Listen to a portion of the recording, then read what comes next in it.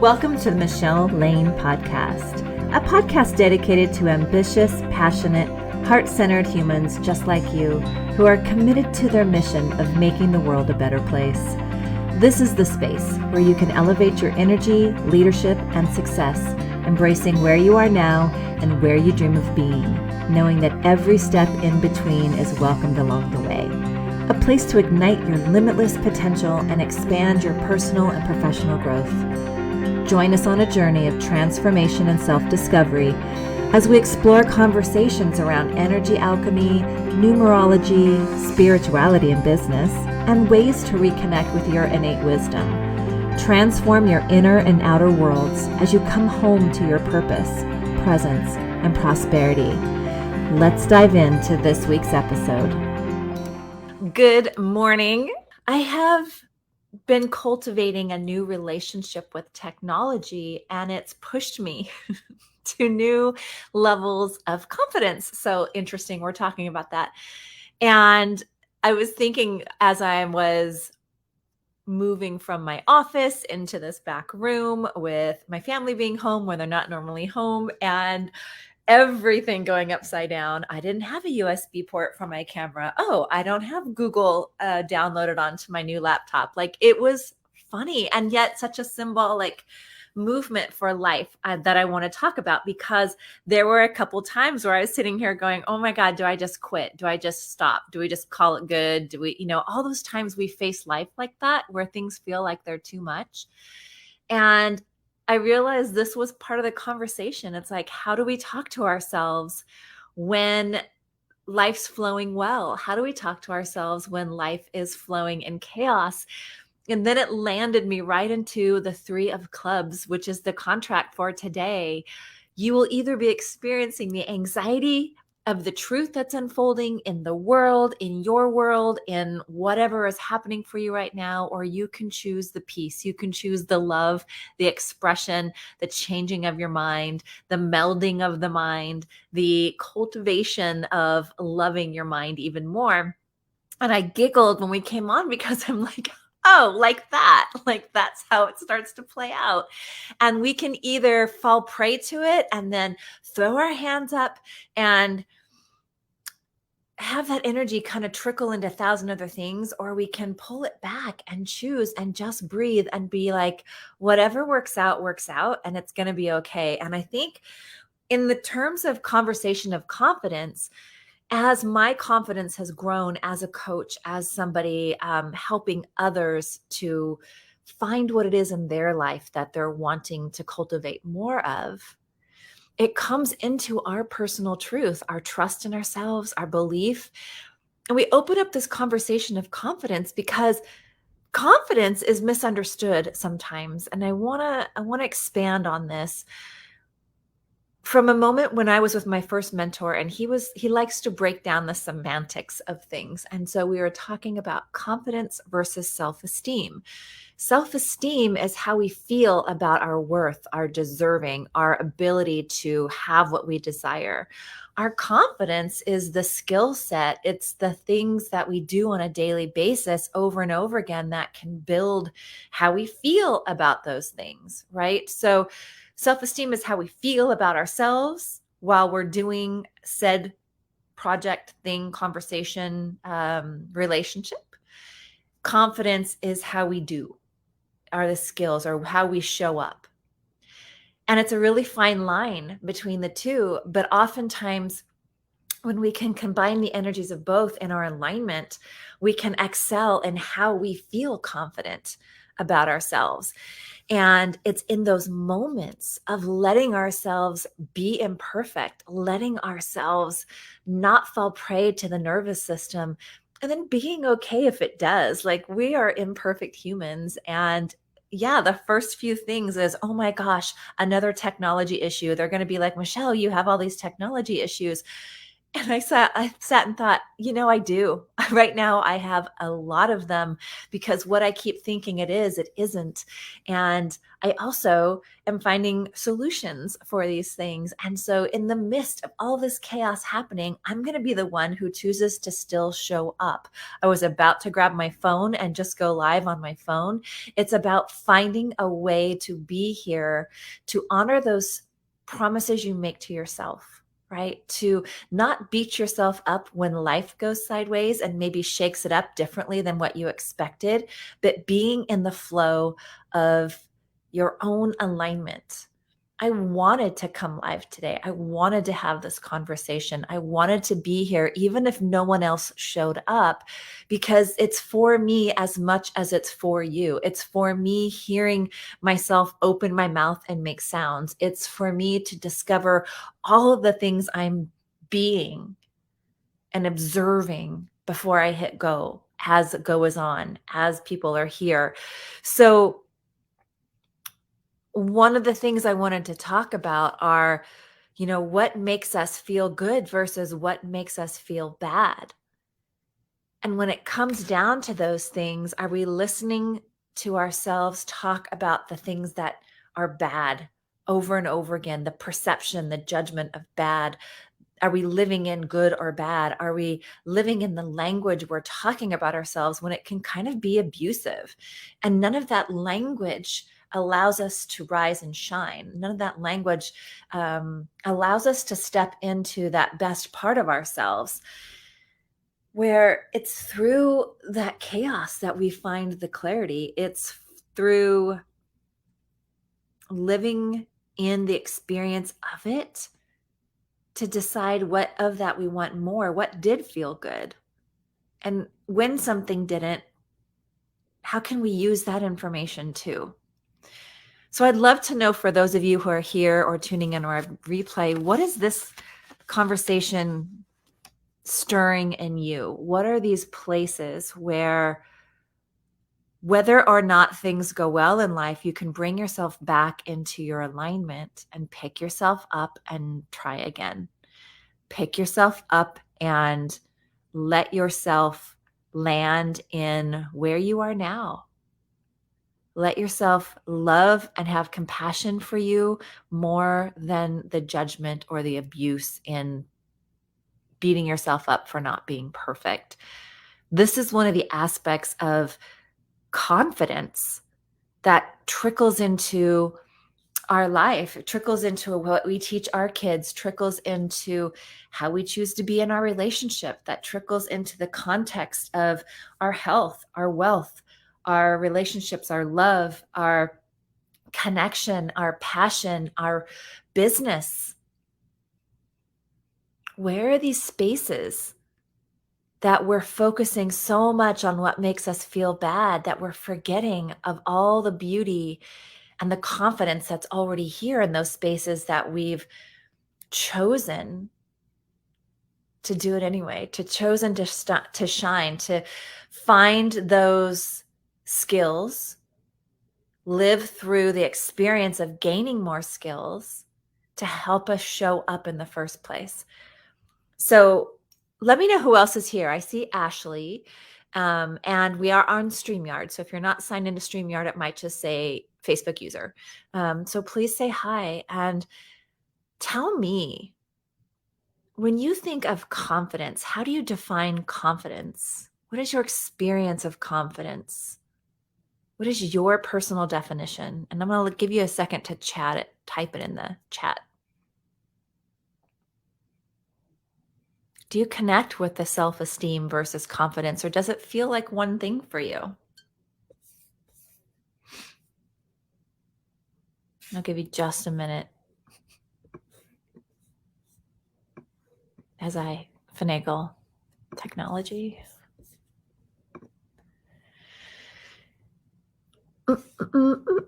Ashley. Okay, hold on. I'm learning to love and accept myself where I am and as you are, right? And I have been shaming myself for years about my weight and my finances, and it's only brought on more weight gain and less money. So I'm trying to accept myself where I am. And I love that so much. Thank you for sharing. I think that's real for so many of us. Self-confidence has been hard because I have always equated it to what I have. Yes. Yes. And so now you're bringing awareness into there's more to you than the things, right? And Ashley, remind me, your birth card, is that an ace of diamonds or is it 8 of diamonds? I can't remember. I'm thinking it's ace. So us who are having daily, birth contracts in diamonds are going to be very much in physical. 8. Okay. 8. I saw an 8 when I first started saying it. So, and then I wasn't sure. It's like, ah. So that amplification in that 8, right? Like the diamonds, I'm a diamond. A lot of people, a lot of my clients are diamonds. And I'm realizing the connection in that. It's like our goal has in life is until we understand differently, we think it has to be proven in the physical. So we build our worth, we build our self-esteem, we build our judgments around what we have or don't have, what we believe we can have, what we believe we don't have, what isn't currently in our physical. And so over time, it creates these belief systems that if it's not in the physical, in my hands, then it's not relevant. It's not possible. And so allowing ourselves to really feel into those aspects of self and understanding ourselves more in, oh, I'm here in this life, like you're here and I'm here in this life to move beyond just the physical, to embrace it, to be in it. We're in this physical body. But as our soul comes into our experience, we are more than just our mind. We are more than just our things. We're more than our phone. We're more than what anyone tells us. We're here to experience all of it. And we do that through our emotions. And our emotions allow us to feel the highs and the lows. And when we're just a soul, as I understand it, I've been there before, but like now I'm in here, so I don't remember. But we don't get to experience, when we're just consciousness, we don't get to experience emotion, touch, feelings, senses, sensations. And so it's about learning that whether or not things go well in life, it doesn't determine our value. It's just part of the experience. And that we can learn who we are in the depth of our own alignment by not judging ourselves on physical outcome. And so when you're explaining so beautifully what you're learning about yourself, it's about allowing yourself to feel your worthiness and your value as a person, as you are right now, right? It's not as much about believing in your skills and your ability to perform. In fact, I'm willing to bet that you would do whatever it took to get the skills, to have the skills to show up, to have the skills to perform whatever it is. You're cooking, you're baking, you have these skills. You're actually not afraid of the skills to do the things. You're more afraid of choosing the thing to show up for because of the judgment that's wrapped around how you perform the thing. It's how you feel about the performance, right? And these conversations are here to activate those parts of us that know we are enough right now. Like I know how that feels. Where you're like, yeah, I know, but I really just want to know, right? I hear it and it makes sense. And I get that I can believe that, but that's not how I'm feeling. I want to feel enough. I want to know my worth. I want to know my value. So please just keep telling me what you think of me so I can understand who I am from that perspective.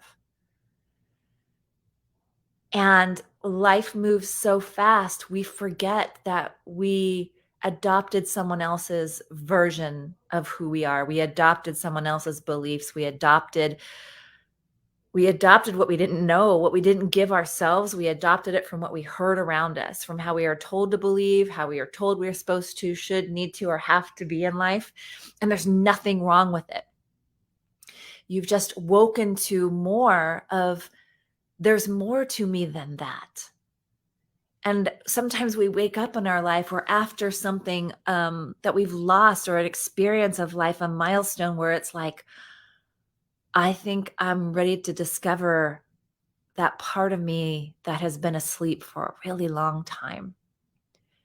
And in that discovery, we get to unfold these pieces.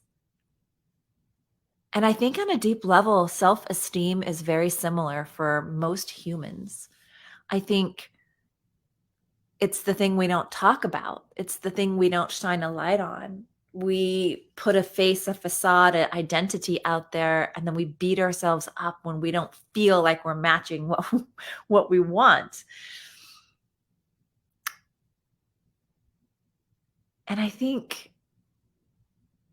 we're able to perform well and feel good, but we forget to tell ourselves how to feel good. We ignore that part of it. We don't believe subconsciously in a pattern that's running. It's like we don't believe it can be good and just be. Like it has to be more, and it has to be in a certain amount of time, and it has to be right now. And if it's not right now, then we fail. And if we fail, then we're a loser. And if we're a loser, then we're all the things that we were told that we started to believe that were true to begin with. And it's this loop that just continues to cycle and cycle.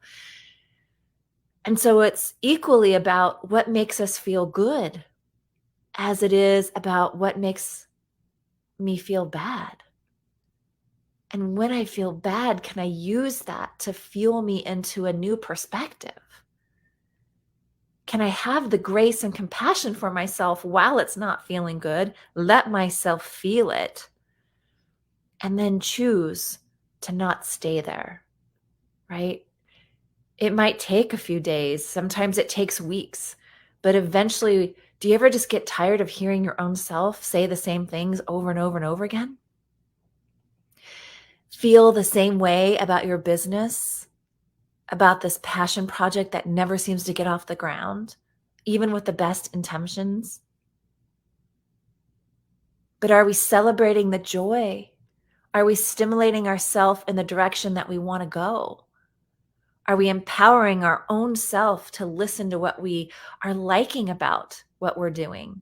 Are we acknowledging how far we've come? None of us are the same. None of us are the same as we were last week, last month, last year. But the same story could be running. And it could be running so much that you're actually not believing the story, even though you feel stuck in the action. And it's that powerful moment of being in choice and realizing that if I can choose the loop, I can choose a different story. I can choose a different perception. Everything is about our filter of perception. And in this moment, up until this very moment in this conversation, if you've never heard it this way before, you don't have to keep filtering life through an old perception. You get to choose to feel joy for what's already here. And I think that depth is the piece so many of us forget, and even more so don't know that we can know that. It's like you don't know what you don't know until you hear it, experience it, embody it. And I think one of the biggest tragedies is that we think if we don't perform well, that we shouldn't be able to feel good about ourselves, that we equate them and create a value story around it. And so we'll swim in the anxiety of the mind instead of the creativity that's possible in the mind. We'll swim in the worry and the self-deprecation versus choosing the love that's also equally available. It's truly not either or, it's the duality of both existing. We don't want everything to be rainbows and sunshines. We want to feel, we want to experience life. But we also want to savor the moments that bring us joy. We want to savor the gratitude. We want to savor the growth. It's growth and evolution over a lifetime. It's not growth by 3 p.m. today or you suck. And yet our mind holds that space like that, right? Hi, Joanne. Thanks for being here. Let me pop back in before I keep going. I think that self-esteem is displayed as confidence. Yeah, they're intermingled. I actually choose to believe they're different. But as I've grown my self-esteem, it's empowered my confidence even more. So although there are two aspects of it, they can come together and inspire even more confidence, like the word, right? Like the empowered, unapologetic, fully expressed self. Because we're not over here in this low self-esteem, we're shifting into our self-consciousness, which is interesting play on words, right? We feel like self-conscious about our self-esteem, yet we can be self-conscious and grow into a higher consciousness. That's higher perspective. By becoming more aware of what we're thinking, what we're feeling, what actions are coming from that. And do we like that result? What feedback follows? Or can we simply become our best observer and shift the actions to bring in new feedback and continue with a new pattern of discovery, self-actualization, self-discovery, self-awareness? Awareness is everything, into accepting where we are. If we deny and we feel disappointed and we don't want to be disappointed, then we're constantly putting ourselves in that moment of never fully going for it because we fully don't want to be disappointed. Because the judgment from the disappointed is scarier from our own mind than actually doing the thing and failing. And so it's befriending this inner judger, this inner critic. It's calling out that beautiful inner critic. It is not the only thing. It is not you. It's patterns. It's patterns that you're here to overcome in this lifetime. And you've had moments all along when you've overcome those things in different ways. And we don't spend a lot of time cultivating more of the memory of that. We blow right through it because it's not the thing at the end. The money's not here, so none of this worked. The money's not in my hand, so therefore there's something wrong with me. I'm broken. And you're not broken. You're not in habit of honoring your extraordinary. And you're not in the habit of cultivating more of that magnetic mindset and living in that space.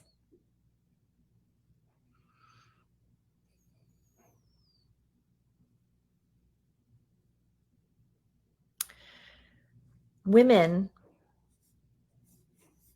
are typically programmed in life to find their validation through performance, right? Through nurturing others first, through nourishing others first, through nursing or taking care of others' physical or emotional needs first. And a belief is something we think about most, becomes a belief. So if we believe this was our job in life, if we believe this was our only value, then we can get easily caught up in an automation of me last, everyone else first, and forgetting that we get to be included in the nurturing, the nourishing, and the nursing. Just making sense?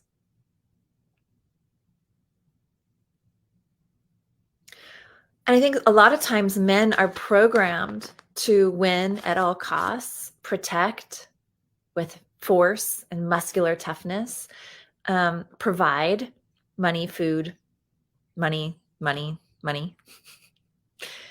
So they have their own programming for validation through performance as well.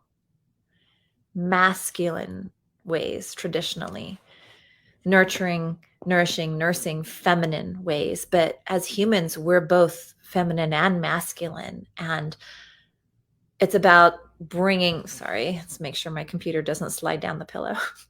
It's about bringing those together, right? The left of your body is the feminine. The right of your brain and body is the masculine. One's usually running the show more than others depending on our circumstance, depending on our situations in life. When they're imbalanced or not harmonized, one is top heavy, right? So many of us, that masculine force and drive is top heavy, and we've misperceived it into judgment of self. And as we begin to nurture, it feels, it can oftentimes feel new. It can feel not normal. It can feel really far from what we're used to hearing. And it awakens and opens our heart space just a bit more. And it gives us an experience of ourselves to realize how we've been treating ourselves all along. And so from that moment, it feels like it's a decision to do the things that help us feel good and help us fill our cup to continue to nurture, to love, to be those aspects of self that we want so desperately from others as well. It begins with filling our cup first. We heard that old adage, right? But what happens when we fill our heart, our resonance, our energy, our vibration with that first? And that's what ripples out into our family, into our world, into our business. We build the confidence and belief and trust in who we are and what we want, and that our dreams are valid, and that there's room for both of these things. There were moments in my life I never considered it could be and a conversation. You can have your health and your business. You can have your health and your money. You can have money and a business of your own. Like, it still fascinates me. There's a pattern that runs that believes I have to sacrifice something for another. And so when I find myself in the subtleties of that, it's like, oh, there it is, right? The and of the conversation, the duality never gets considered. I can build a business with ease and still experience patterns of thinking it has to be hard. But I can have grace and compassion in those moments and be willing to shift into what I choose to believe more of and how I choose to feel. I'd love to know how this is landing with you as far as like an introductory into these coffee conversations. Is this interesting to you? Is this something that you've become aware of? I feel like the ego side of the mind, the identities that we create in protection. When we begin this work, we begin to really nurture and have grace and have confidence. I feel like the mind and the ego won't believe us at first. They fight what we've been telling it, right? They fight the language even. No, remember, you're overwhelmed, you're disappointed, you're stressed out, you're irritated and frustrated, you're confused, you don't like change. In fact, you're angry, you're anxious. Failure is something that's very common, and we hear ourselves come back to these negative words. And it's because it's the thing we've taught ourselves most, because we weren't aware that that was on an autopilot programming. And our mind loves to be efficient. It loves to automate stuff, you guys. It's why I could have this stool stacked up and it looks like a chair. I could have a 3-legged chair and it looks like a chair. I can have a 4-legged chair. It could be covered in leather. It could be covered in puff. It could be covered in cushion. It could be covered in outdoor seating furniture. My brain still knows it's a chair. It doesn't have to go, what's this thing? It has all these things. Oh, it's safe for the body to sit in. Oh, it's going to hold my weight. It's okay. It just knows it's a chair. I can sit. It's automated that process. You guys brush your teeth. Think about how you brush your teeth. Do you pick up your toothbrush with the same hand every day, unscrew the cap? Is there a motion to the whole thing? Do you start up and down? Do you start the back circle? Like, what do you do? Think about it. Or just pay attention the next time you go brush your teeth. You do it the same way every single time. We can begin to expand that space in our mind by completely like doing my toothbrushing with my left hand, driving a different way to work. We begin to activate more space, more awareness, expanded awareness of who we're being, what we're doing, where that automation is, so we can land into what we want more of, what we'd want to do instead. Get curious. How have you been talking about yourself? Oh my gosh, can we catch ourselves midstream when I'm telling someone the story again? Can I catch it and go, not today. No, I'm choosing something different. And then begin to be like finding that positive, even if it's a positive affirmation, being willing to catch yourself and reframe it. Be willing to just understand, the overwhelm can be equally, I am in demand. Disappointment can be, I am growing, I am finding the gift. Stressed out can be, I'm challenging myself to become a greater version of me. Stressed out can also be, I choose to feel ease and peace today.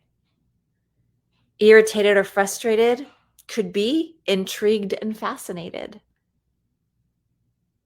Confused, I'm learning. I'm learning about me. Confusion just wants a decision, and I'm learning to decide, right? I'm angry. Angry and passionate can be really similar. Is it an old story that you're angry, or are you passionate? What does it feel like to be passionate? What does it feel like to receive feedback versus drowned in judgment of failure?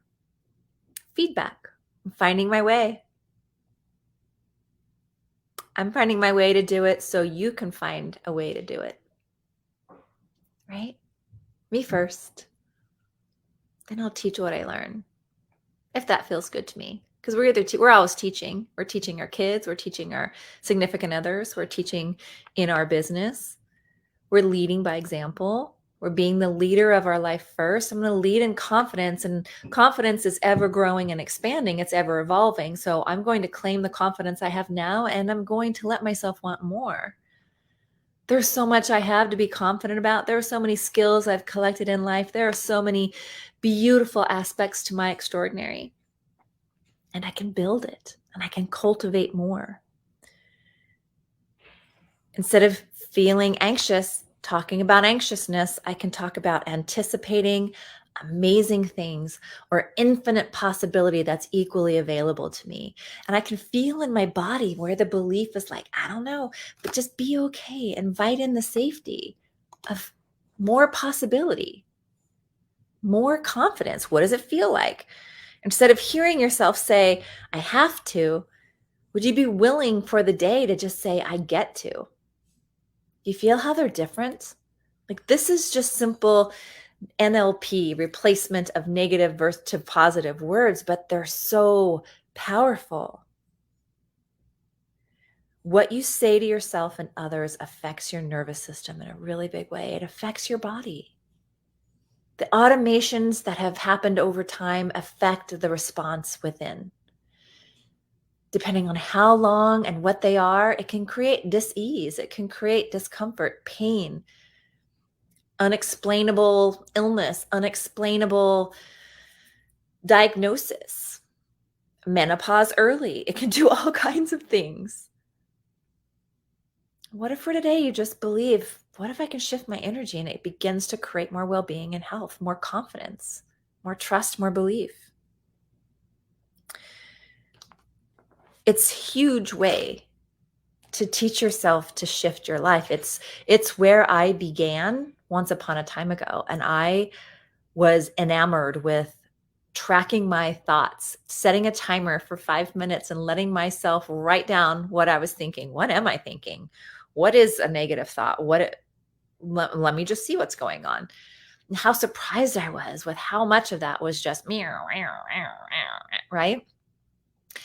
And then I could interrupt it and go, I'm going to replace it with something more positive. And that was the thing that started my entire journey into further self-actualization, self-discovery, into personal growth, into spiritual growth. If you would have told me 5 years ago I'd be teaching spiritual growth or understanding it on an energetic frequency and vibration of the body from a quantum perspective, I've been like, what are you talking about? I just don't want to feel this in my head right now. I just want to clear the clutter. And so we come back to clearing the clutter. What clutter's in there? What's cluttering your thoughts? What are you picking up on most? What have you chosen to believe that's most likely not even true and not even yours? Get curious. Through curiosity, we can build confidence. Through curiosity, we can cultivate change. Through curiosity, we can create anything we want. And you can have everything you desire. And it's a simple choice. Instead of being conflicted, I'm going to be curious. And whenever I find myself conflicted, how can I bring myself to be open and curious? To learn more about me and let the past story fall away and choose to lead my life with the certainty, the trust, and belief that I want anyway. So let me know how this has landed. Let me know what area of life is this truly showing up for you. I am aware that not everyone here is building businesses. You could be building your impact. You could be building your stability and foundation to be the best mom you want to be. You could be building a foundation for a thriving relationship. All of it truly begins in here. It's not outside of us. And our mind will, come hell or high water, look for something outside to blame, to shame, to hold on to keep us literally from leaping into our deepest truth, our deepest, scariest truth, in that we have our own power. We have the ability to change. One of the ways I really love building my confidence is through the practice of gratitude, through the practice of recognizing wherever I am, and no matter what, like you may remember some of these things we talked about today, you may go back and write them down, but truly, if you can come back to gratitude, is this necessary, true, or kind of my thoughts right now? And can I bring myself back to gratitude? Can I see that for what it is? And can I shift it and bring myself back into the love and the gratitude of this moment? Where has time brought me? Where has, even through the resistance, where have I shown up for myself? Where have I stood firm? Where have I not fallen down when I thought I was going to crumble? And begin to honor those spaces. That's the true depth of gratitude that's available. Every morning, it's not just a cliche that I'm grateful that I woke up breathing. I'm grateful for another day. I get so excited about what I might create today, where I might meet myself outside my own comfort zone, where I can stretch and grow today. And some days it's bigger than others, and some days it doesn't feel possible, and I bring myself back to the gratitude, which is why I created my gratitude card deck. Because if someone would have said, the practice of gratitude, the practice even beyond switching these thoughts, is to stay in the essence of gratitude and love, to know that it's equally available, might have amplified my results that much faster. And I get the experience of where I was and where I am now to help you amplify those results as well. Thank you so much for tuning in to today's episode. If you found this episode valuable, I'd love for you to share it out with your family and friends so we can create a ripple effect of growth and transformation in the universe. If you're someone who's looking for more support and are feeling that nudge to connect, I encourage you to reach out. Go to www.michelelaine.com and schedule your intuitive reading with me. And these readings will really be uncover the patterns within your body that are holding you back from that next level of wealth, well-being, health, and love relationships that you're truly desiring. And make sure you join me in the Empowered Evolution group on Facebook. Let's continue the conversation there. I want to hear what you loved about this episode. I want to meet you, and I want to hear what's important for you to hear more of. Again, thank you so much for spending your time with me today, and I'll see you on the very next episode.